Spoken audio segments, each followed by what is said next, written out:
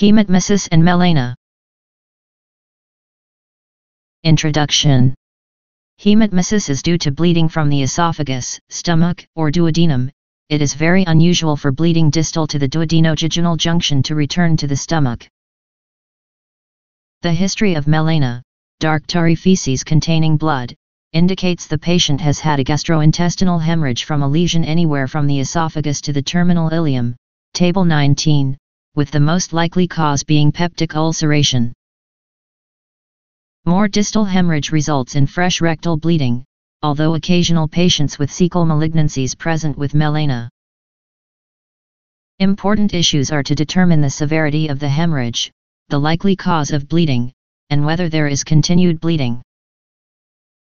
It is also important to assess for the presence of comorbidities such as a chronic liver disease or ischemic heart disease, which increase the mortality associated with gastrointestinal bleeding. History of the presenting problem. Nature of the vomit. Find out if this was fresh blood, which suggests a proximal source of bleeding, e.g. esophagus, a large gastrointestinal hemorrhage or persistent bleeding, or was coffee grounds, suggestive of altered and therefore old blood. Patients who say it might have looked a bit like coffee grounds are extremely unlikely to have had significant gastrointestinal bleeding and should be managed as if vomiting is the problem rather than haematemesis. Quantity of blood loss.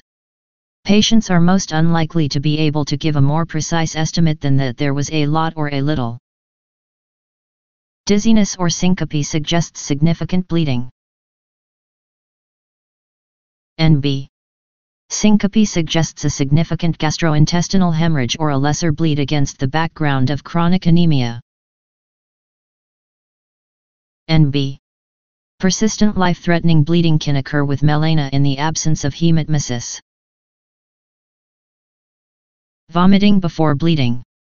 Recurrent or forceful vomiting followed by haematemesis typically occurs with a Mallory-Weiss tear. A peptic ulcer in the pyloric canal causing gastric outflow obstruction may cause vomiting after eating before melaena. Abdominal pain. Recent retrosternal discomfort with acid reflux into the mouth suggests esophagitis.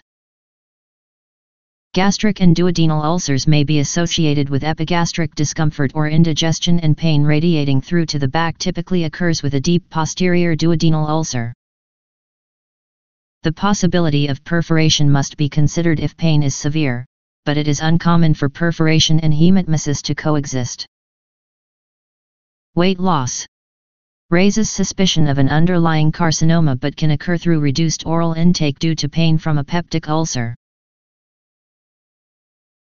Other relevant history. Aside from the obvious point of establishing whether the patient has had any previous episodes of gastrointestinal bleeding and, if so, what caused them, the key issues to pursue are drug history, the possibility of chronic liver disease, history of previous abdominal surgery, and history of comorbidities. Drug history. NSAIDs and aspirin can cause either ulceration or erosions in the stomach, duodenum, or small bowel. Anticoagulation with warfarin clearly has the potential to make any bleeding worse. Beta blockers may mask a tachycardia associated with hypovolemia. Chronic liver disease. Are there any features suggestive of chronic liver disease, which clearly increases the risk of esophageal or gastric varices? Recognizing that some patients may find the necessary questions embarrassing or offensive, explain why you need to know the information. Liver disease can cause bleeding like this, so I need to know whether you have liver disease or are at risk of liver disease. Explore the following. History of liver disease. Have you ever been told you have cirrhosis, liver disease, or a scarred liver? Have you ever been jaundiced?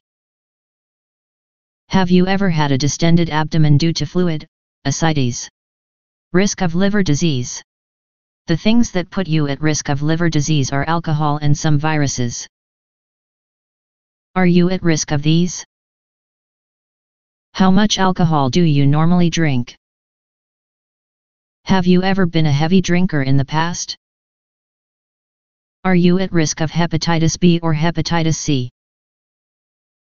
The things that put you at risk are blood transfusions, intravenous drug use, and some sexual practices. Previous abdominal surgery.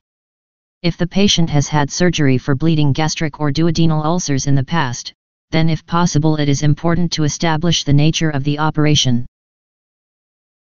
Current practice is almost invariably to simply oversew a bleeding ulcer, but formerly a partial gastrectomy with or without a gastroenterostomy, Bill I or II, used to be performed, Figs 13 and 14.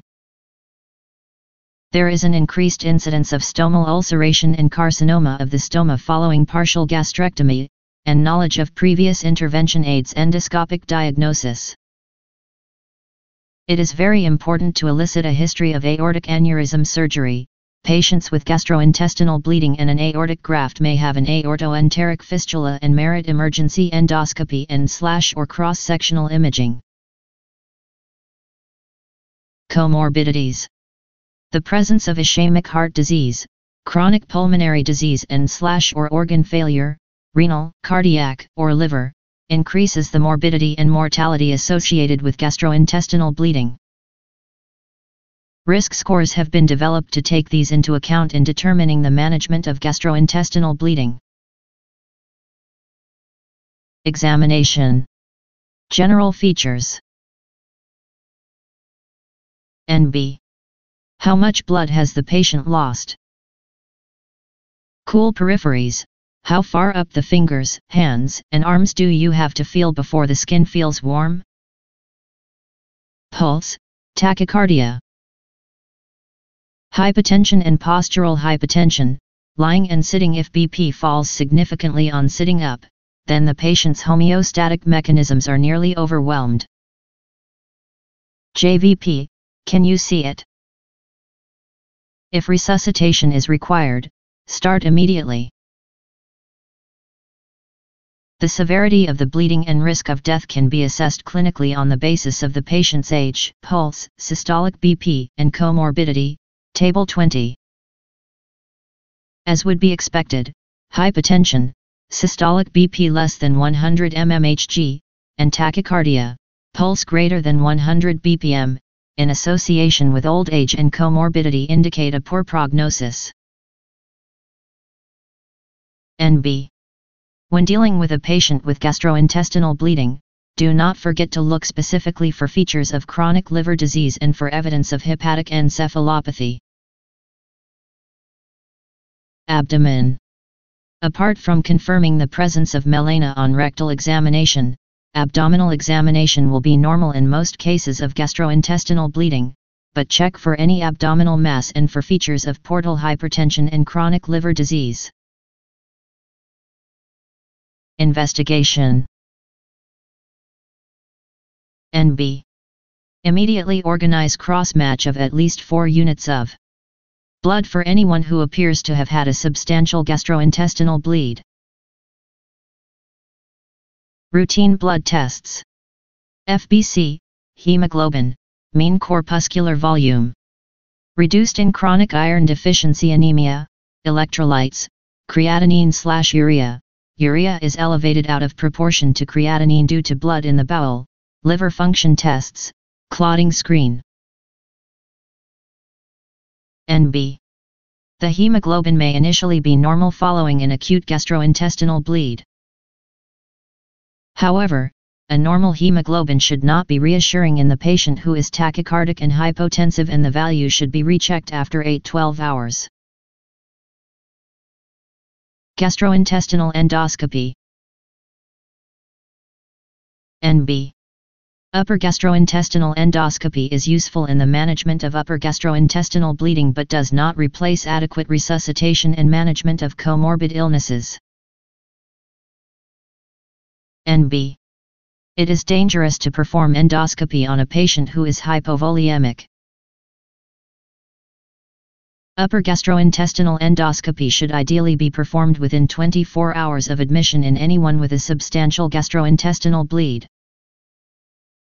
Urgent endoscopy is indicated if esophageal varices are suspected or the patient continues to bleed actively.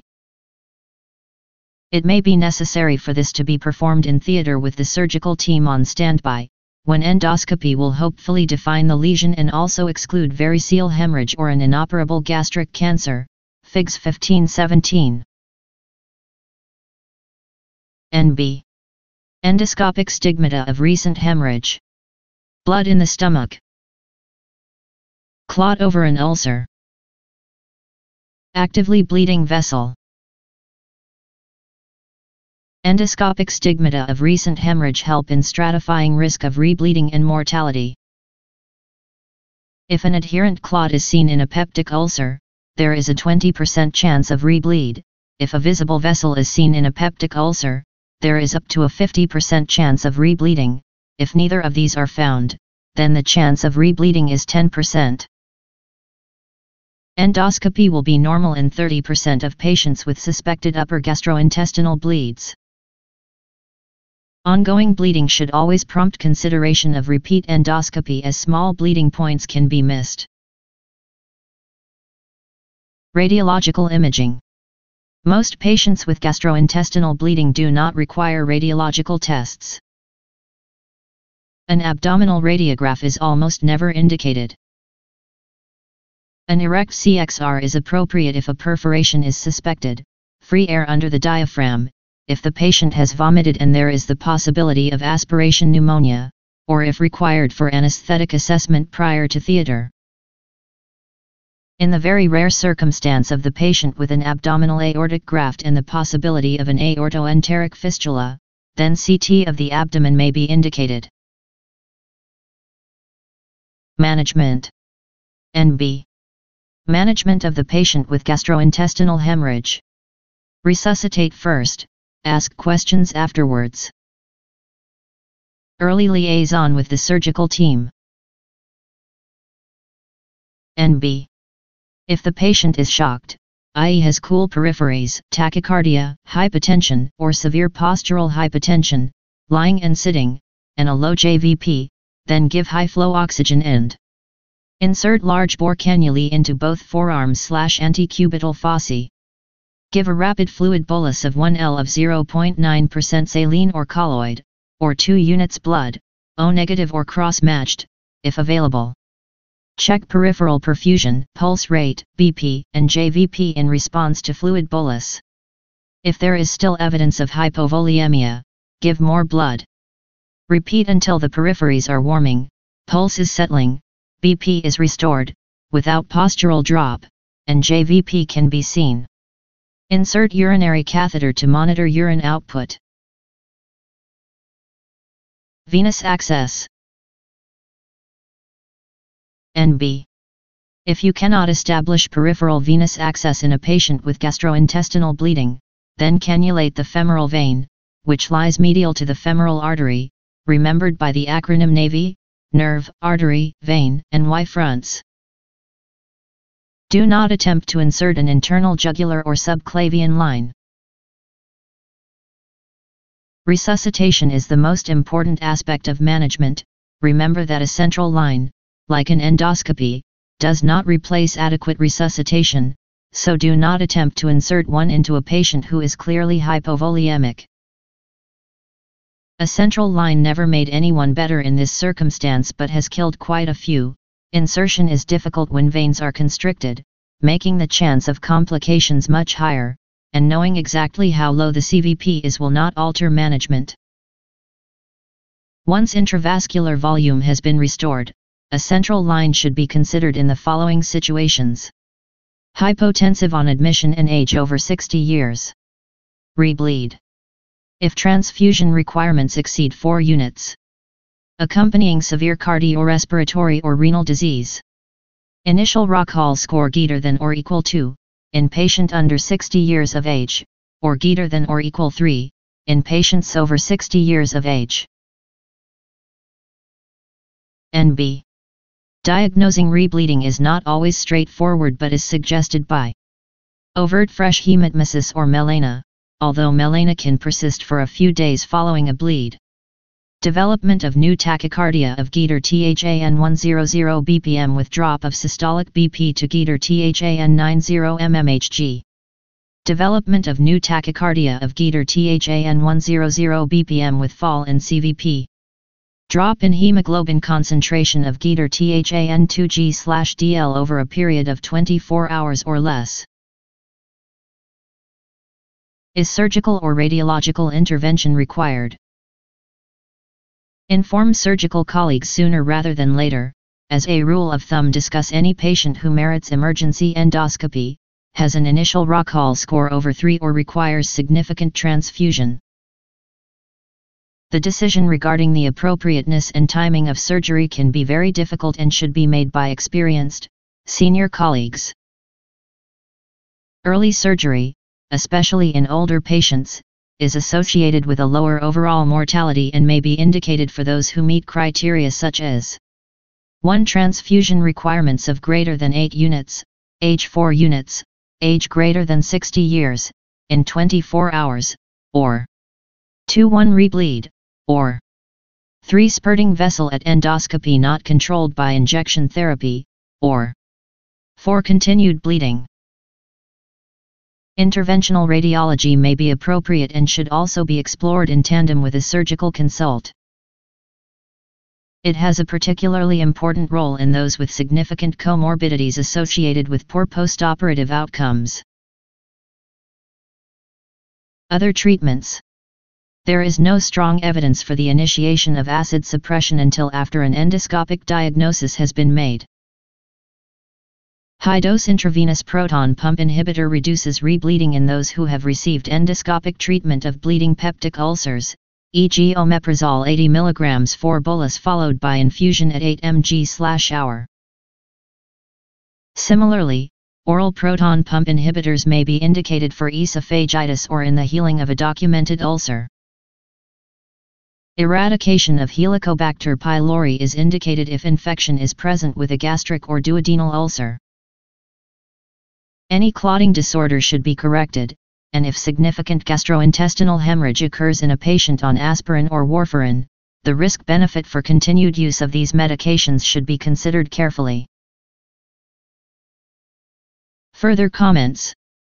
Bleeding from esophageal varices. NB.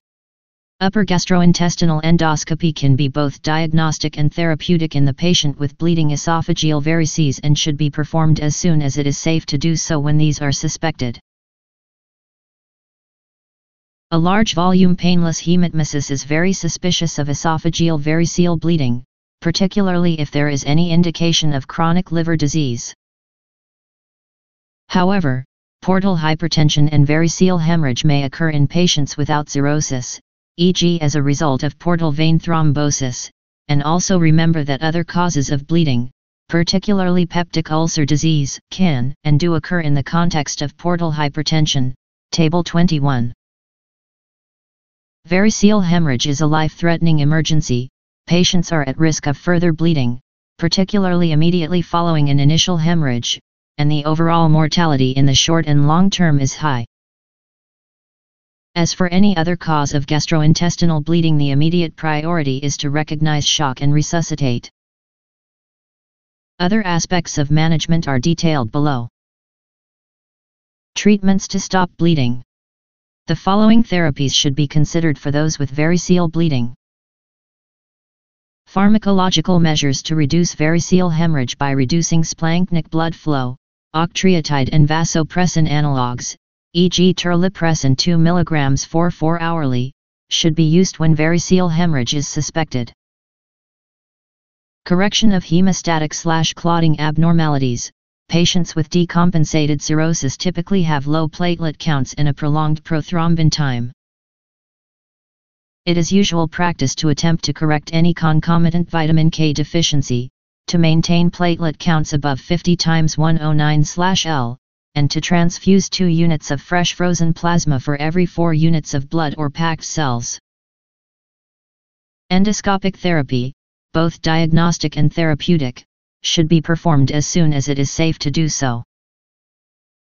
Bleeding esophageal varices may be injected with sclerosant or ligated with rubber bands to stem bleeding, Fig. 18.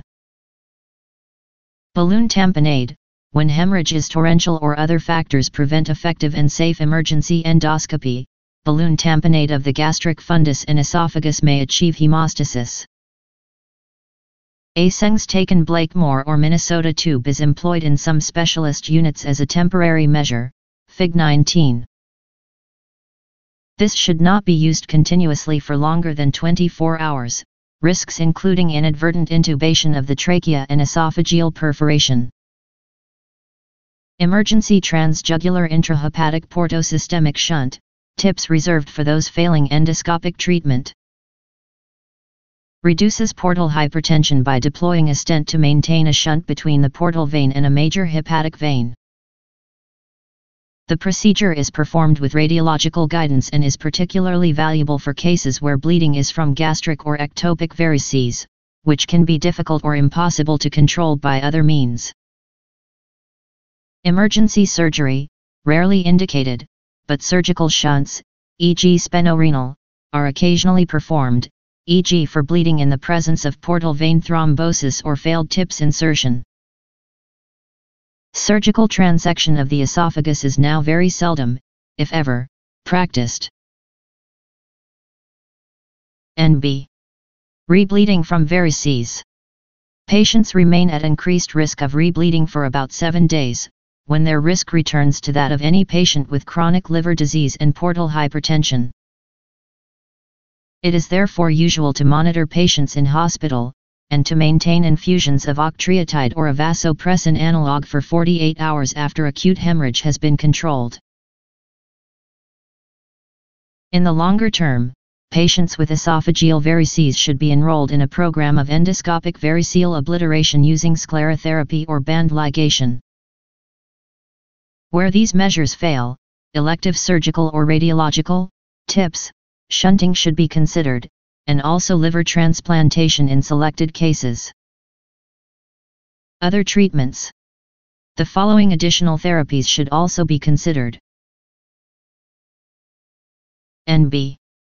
Variceal hemorrhage may precipitate more widespread hepatic decompensation with ascites, jaundice, coagulopathy, and encephalopathy. Antibiotics.